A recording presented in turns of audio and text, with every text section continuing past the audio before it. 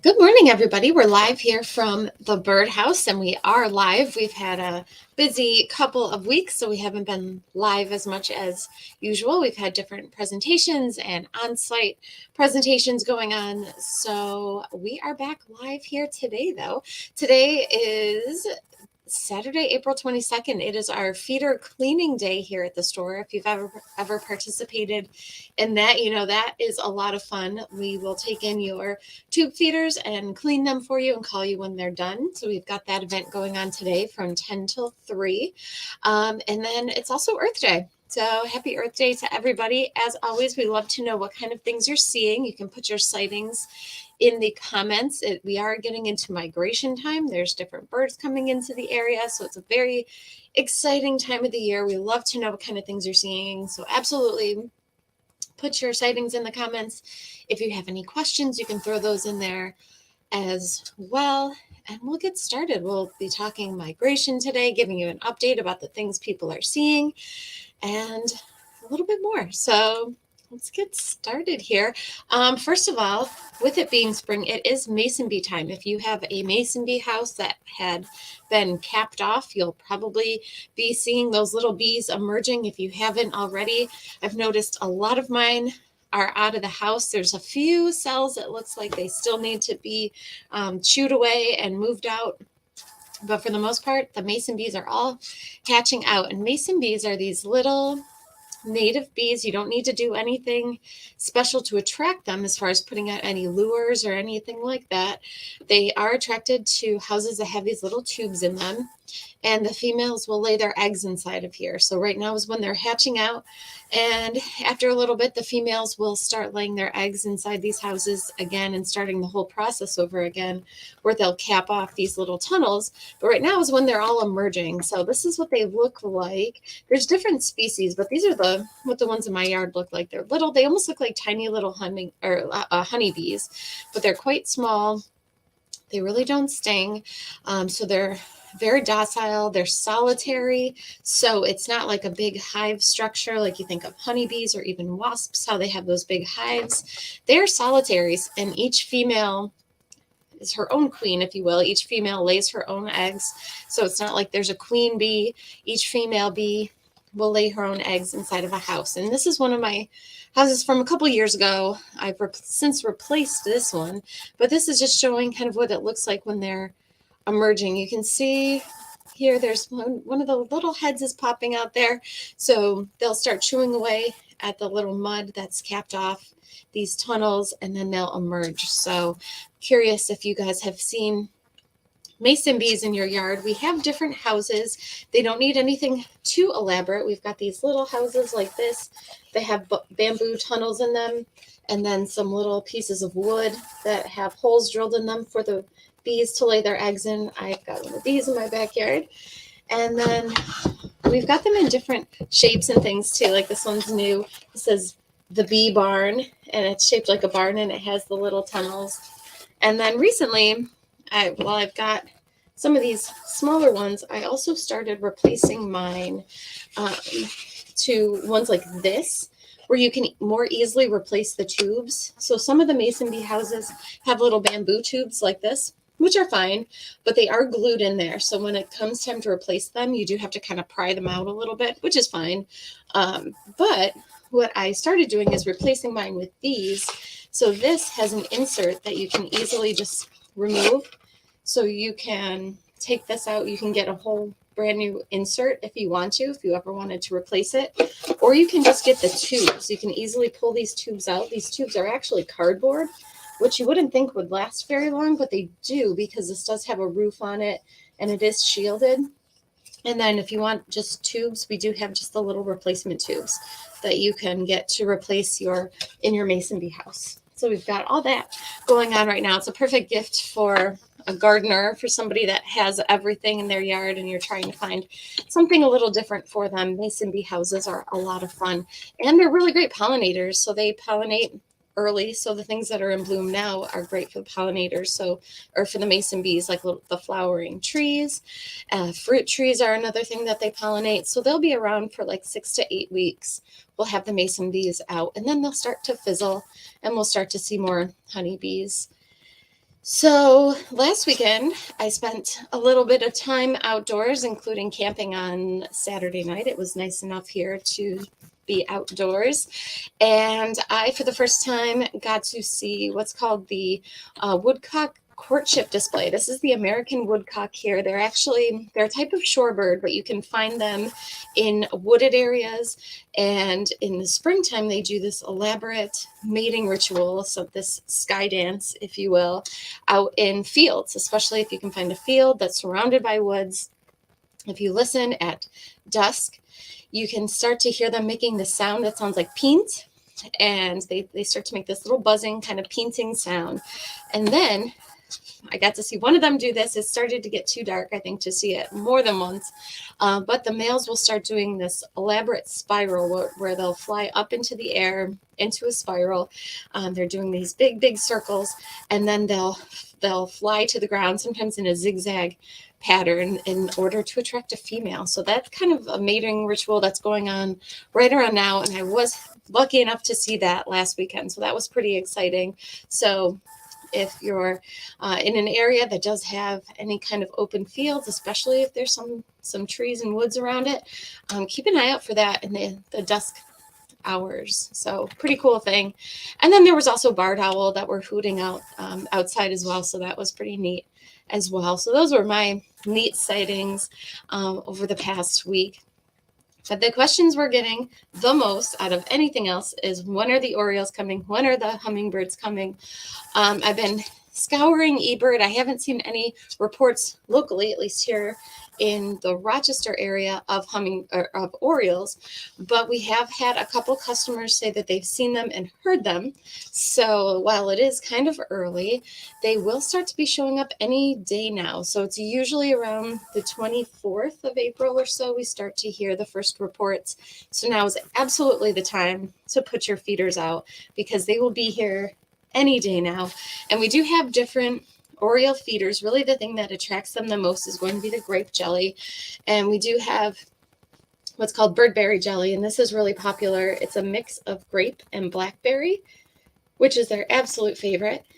And there's no artificial sweeteners in here. There's no corn syrup, anything like that. So you want to make sure what you're feeding them is all natural, no dyes, nothing like that. So we've got a ton of birdberry jelly in for your Orioles. So now is absolutely the time to put those out. Early in the season, I do all of their favorite foods. So I do the jelly. I'll put the oranges out like this picture shows here. This is a really popular feeder for the Orioles. You can stick oranges on it. There's a cup for the grape jelly, and they'll also drink nectar. So you can make your own nectar using sugar and water for the Orioles, or we have pre-made mixes, and we have things that you can just add water to make your Oriole nectar, but you can use sugar and water to make your own.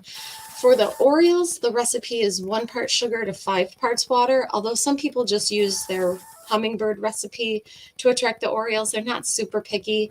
The recipe for the hummingbirds is 1 part sugar to 4 parts water, so it is sweeter.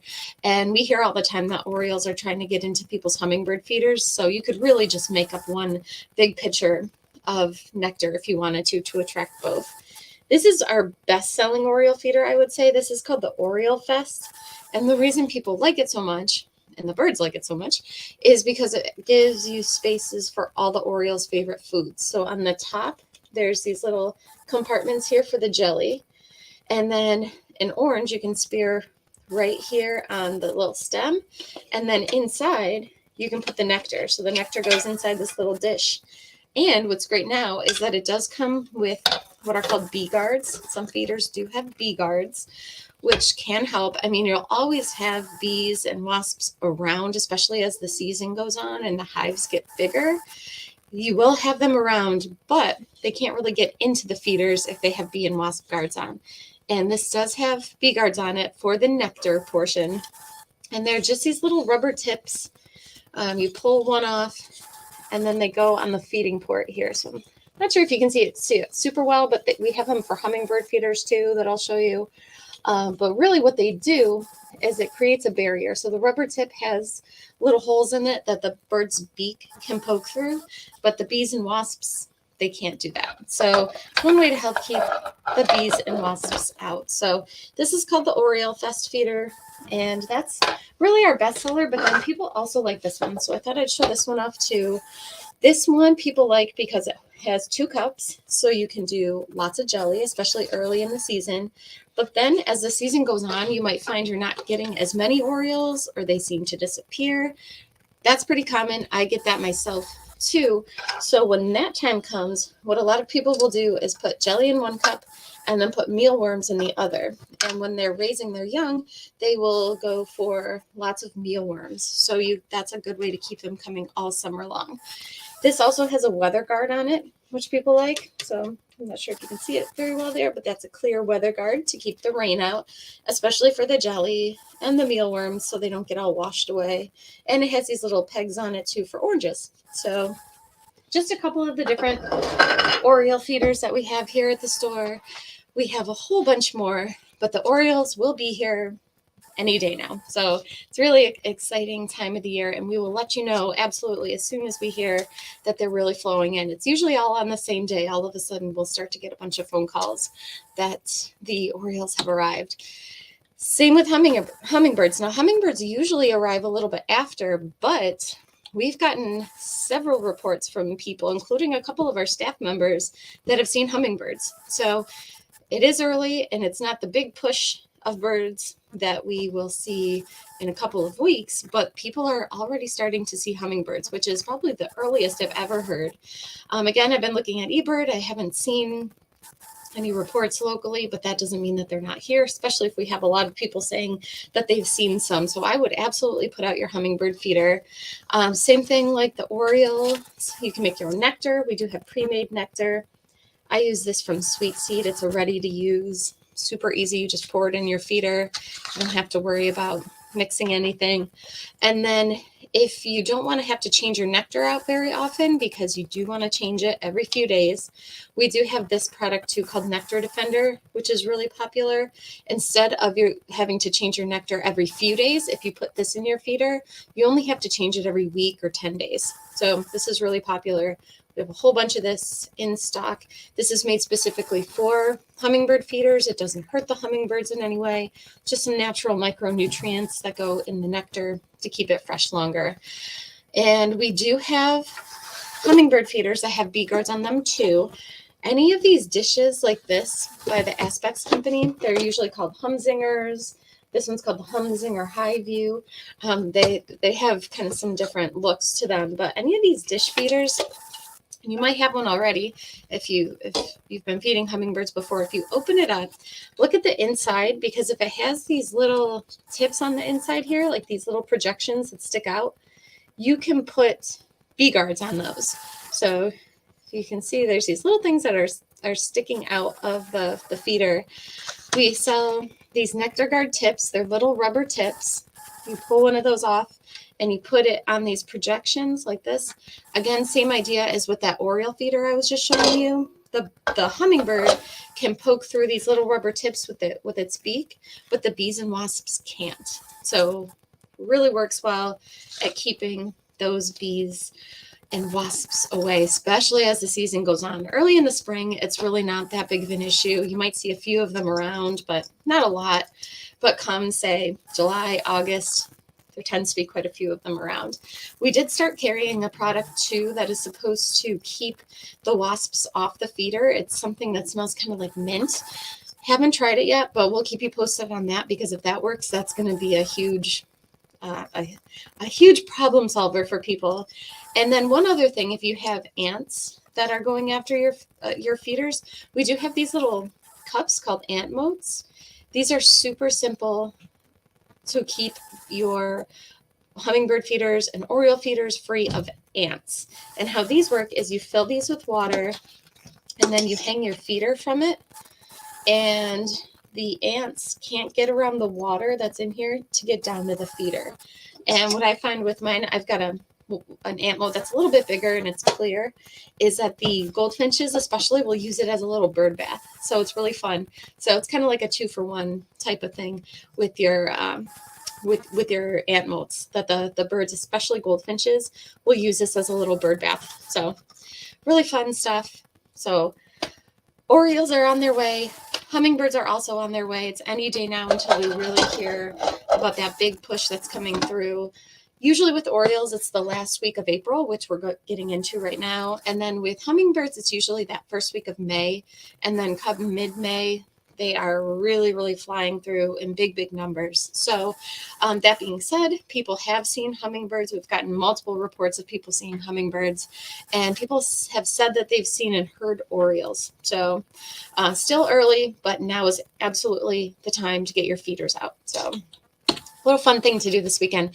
And so I pulled up, I was searching, like I said, I was searching eBird looking for reports of Orioles and hummingbirds recently, locally and recently, but I couldn't find any. But I pulled up this other map. This is a hummingbird migration map that I found. And you can see that there has been somebody that spotted one in Rochester. It said that they were seen in Fairport. And we've gotten a report from Henrietta. Somebody saw one. Out in Chili, somebody saw one. So there's kind of been some scattered reports. So definitely put out those hummingbird feeders. And then I like to check this site as well called Birdcast. And I should have pulled up the map from yesterday, but they delete them once the evening is over, because last night going into today, there was more migration than this map shows. So we could even get more reports today of some of these migrants coming in. But I love to pull up these maps. This is something called Birdcast, and this is from the Cornell Lab of Ornithology. If you just Google Birdcast, it'll pop right up. This is using weather data, Doppler data, to predict how many birds are going to be flowing into the area. They can use weather patterns. They kind of predict what the bird migration is going to be for certain evenings, because these songbirds will migrate overnight. So they migrate overnight, and that's why they're so active in the early mornings. They've been flying all night. They need to eat in the super early in the morning, and then they kind of hunker down for the day just to continue on their migration. So this is the predicted migration for this evening, for tonight going into tomorrow. So it's not super high in our area, at least where I am right now in upstate New York here. But if you look down in Texas and in Florida, you can see that there is a push of migrants coming through. So it's only a matter of time before they start coming up to our area. So that being said, while it doesn't look like a lot, there's still 80 million birds predicted to be flowing into the U.S. So you can see over the next couple of days, there should be some pretty good migration, and give it a couple of weeks and we'll have more of this yellow color. So the brighter the color, the brighter yellow the color is, the more migration you have going through your area. So we're getting there, and we'll keep you updated about everything that people are seeing, all the birds people are seeing, and everything else. So that being said, we're talking about backyard birds that you might be seeing that are migratory. We talked about Orioles and hummingbirds. Another one to be on the lookout for, especially once you start seeing those Orioles, are the rose-breasted grosbeaks. And these are related to cardinals. So if you have a feeder right now that you're getting cardinals at, you most likely can get the rose-breasted grosbeaks. They're large like a cardinal is. They like the same foods. If you look at their beak, they've got that same beak that the cardinal does. So rose-breasted grosbeaks will be flowing into the area soon. The males being black and white with that bright red breast, and then the females almost look like an oversized purple finch or house finch. We had some pictures of purple finch come in. I'll show you in just a moment, that Bob sent in. And the rose-breasted grosbeak kind of looks like a female purple finch. At least the female rose-breasted grosbeak looks like a female purple finch, but she's going to have a much bigger bill. So look at that bill size. They've got a nice big bill like a cardinal does. So they like sunflower seed. They like safflower seed. They like feeders with big open perches, just like the cardinals do. So if you've got a tray feeder, that is ideal for the rose-breasted grosbeaks. Last year, I was getting them chowing away on my safflower logs. They love the safflower just like cardinals do. So keep an eye out for those. I'd love to hear when you get those. Let us know. Absolutely. Something to look out for underneath your feeders or sometimes at your feeders are going to be chipping sparrows. This was a photo sent in by Bob of a chipping sparrow. In the winter, we get what are called American tree sparrows, which look a lot like chipping sparrows, but the tree sparrows are larger and they have a stripe through their eye that is chestnut colored. And the chipping sparrow is smaller and has a stripe that goes through its eye that's black. So keep an eye out for chipping sparrows. I just saw my first one last week, actually out at Lollipop Farms on their feeders there. There was a little chipping sparrow. So the tree sparrow, which is larger and similar looking, is more of a winter bird. So they're on their way out, and the chipping sparrows are on their way back in. So keep an eye out for them. And on the nesting front, we're getting lots of reports of birds nesting. So they are looking for places to nest. It's not too late to put out a nesting box. The first time I tried to attract bluebirds, I didn't get a nesting box out until Labor Day weekend, which was kind of late, but I still was able to get some nesting. So it's not too late, but I would absolutely put your nesting boxes out if you haven't already. If you're starting to see nest site competition, so if your nesting box, say you wanted to get bluebirds and you're getting sparrows in it, you can always add an additional nest box to help alleviate some of that competition between species. We've been hearing reports of chickadees nesting, chickadees checking out boxes, wrens coming back into the area and singing their little hearts out at nesting sites. And then this photo was sent in by Bob, who's been having bluebirds nesting in his nesting box. He's been keeping us posted on this.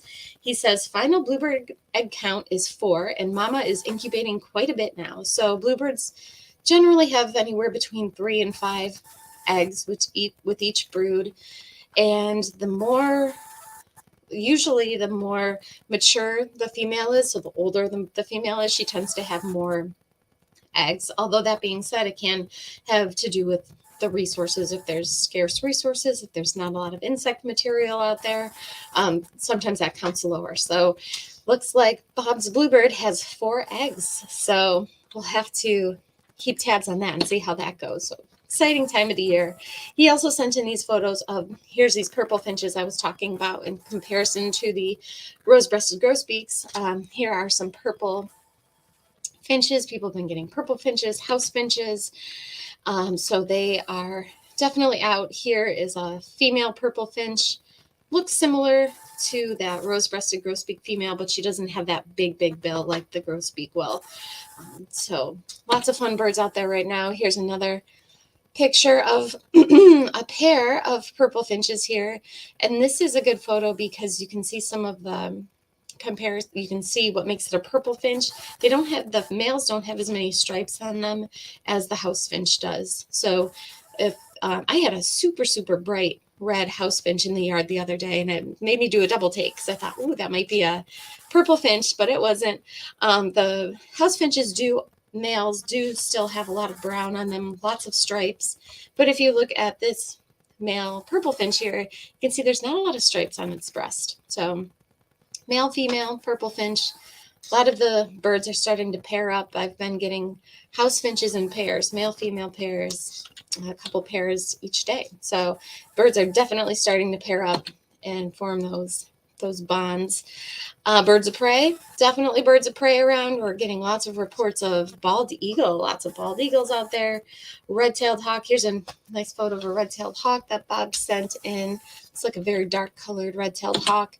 Cooper's hawks. People are still getting Cooper's hawks in their yards. Sharp-shinned hawks also, but you'll probably start to see less as they get as their prey becomes less scarce. So as there's more small mammals out there, snakes are coming out of hibernation. Amphibians are coming out of their hibernation, or their torpor, I guess I should say. So as more and more food items are available, probably won't see these coming to your feeders as often as you were in the winter months. But Cooper's hawks are still out there. They're here all year round. Out at Braddock Bay, they are in the middle of the hawk migration. Next weekend is actually Bird of Prey Days out at Braddock Bay, which is really fun. And that will be next weekend, Saturday, Sunday. So that's out here in Rochester. This is another photo that was sent in. This is an eastern phoebe, which is a type of flycatcher, another migratory bird that comes through the area. This was sent in by Bob in his backyard, a little eastern phoebe there. And their call sounds like they're saying their name. It sounds like they're saying Phoebe over and over. And this is an eastern towhee. So this is another bird to look for underneath your feeders. Some people get them in the wintertime, but they're really more common here in the spring and in the summer months. And they are in the sparrow family, so sometimes you can see them at your feeders or underneath the feeders. And this was sent in by Bob, who says, not great shots, but it was dusk and he wasn't close by, but the eastern towhees are here. I heard him and then had to search around the area until I found him. He was sitting on a branch singing away. So this is an eastern towhee. Their call sounds like they're saying, drink your tea. So they've got a very distinctive call. And I love this photo here of the towhee. It's singing its little heart out here. So this is a great photo that was sent in by Bob of an eastern towhee. So really, really cool bird. Sometimes they're called rufous-sided towhees because if you look at the side of its body, it's kind of that chestnut brownish, orangish color. Northern flickers. So here's a picture of a northern flicker here, sent in by Bob. Lots of woodpecker activity. People are getting lots of pileated woodpeckers, downy woodpeckers, hairy woodpeckers. They're all excavating their nests, their nest sites. I love these photos here that Mark sent in. He says, female northern flicker cleaning out and preparing for nesting at Erie Canal Lock 32. They had a nest in the same tree last year, but a different hole this time. So here's a picture of the northern flicker, and then here's an action shot of it excavating its nesting site. So they will make their own holes to nest, and then they'll use them to lay their eggs inside, and then usually other birds will use them the next year or after the woodpeckers are done. So woodpeckers are considered primary cavity nesters, where they will make the hole themselves, and then following years you might get even a bluebird in that nesting cavity. You might get a chickadee, depending on the hole size. If it's big enough, you could even get a screech owl or a kestrel. So some other nesting activity going on. Osprey. So talking about different birds of prey that are coming into the area. Osprey are a migratory bird of prey. We don't have them here in the winter. They like open water. They are fish eaters.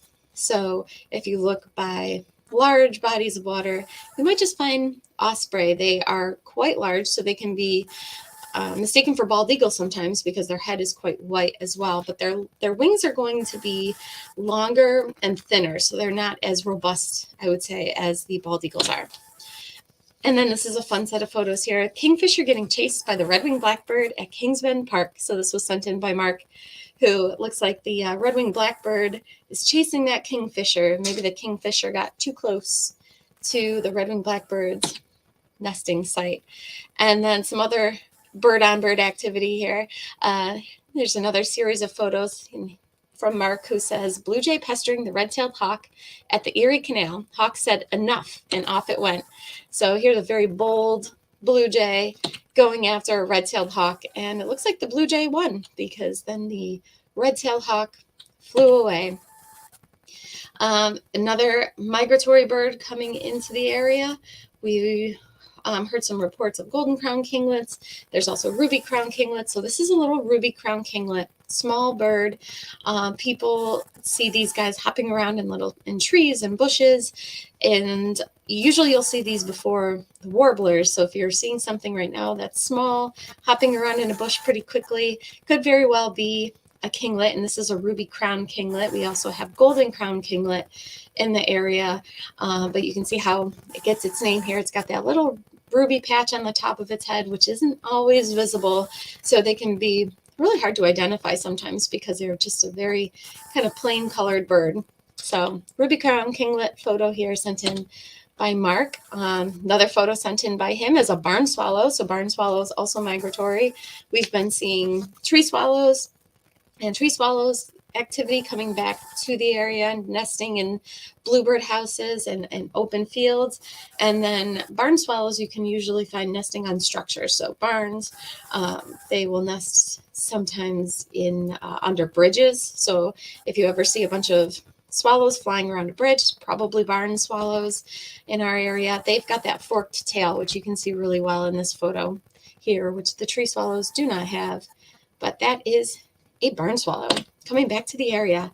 And finally, we're getting into some of our early spring warblers are coming back, and this is one of our earliest spring warblers that comes back to the area.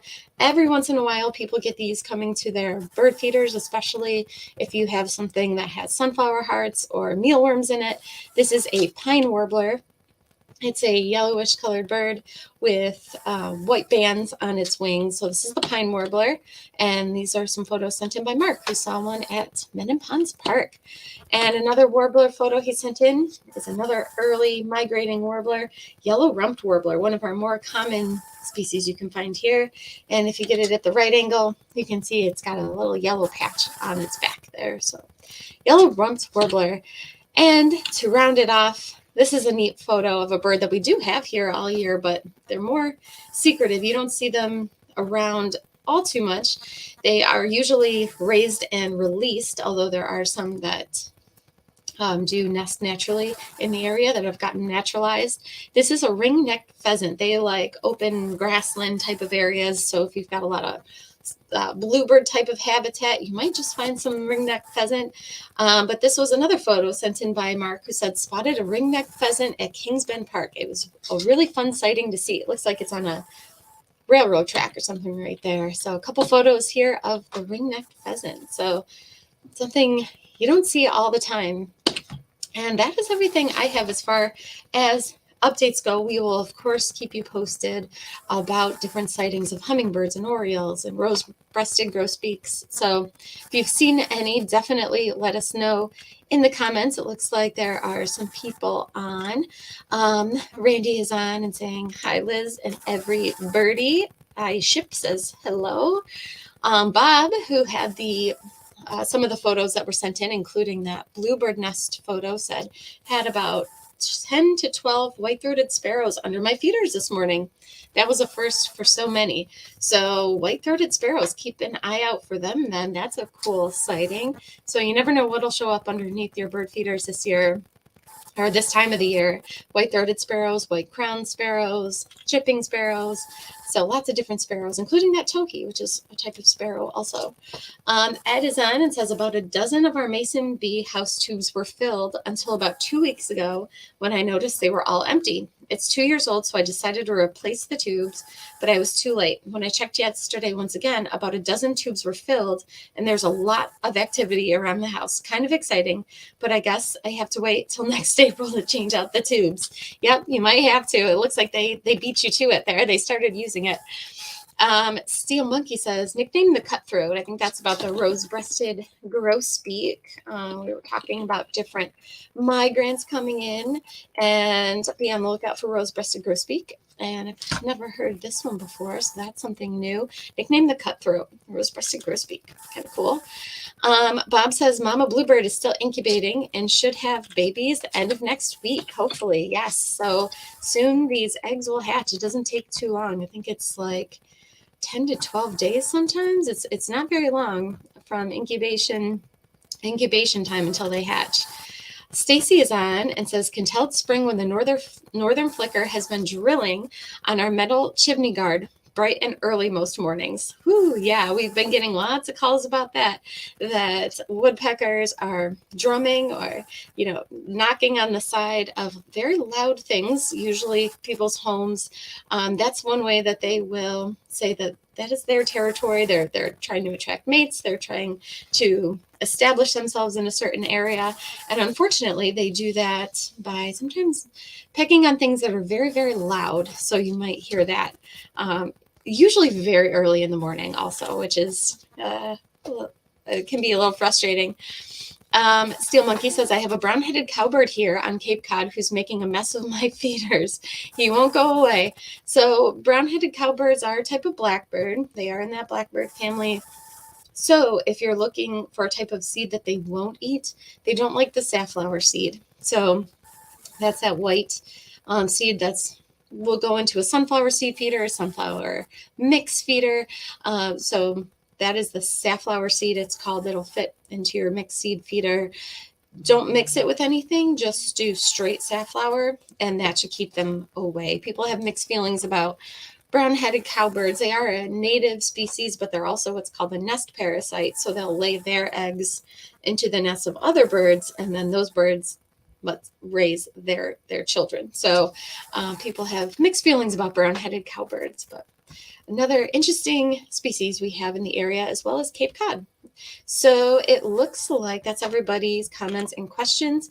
We'll be back soon to give you updates about migratory birds, what's coming into the area, and what you can do to attract them better. So definitely be on the lookout. We've got all kinds of events going on at the store. We've got a full calendar of events here at the Birdhouse, including our first ever bird watching cruises, which the first one completely sold out very quickly, but we still have 2 dates available. Those are birding cruises on the Erie Canal via the Sam Patch boat. You can get tickets for those by going onto our website, which is thebirdhouseny.com, and clicking on events. One is on July 27th and the other is August 17th. So we still have some spots open for those if you are interested. So that's everything for the day. We will be back soon. And until then, have a great weekend and we'll talk to you later.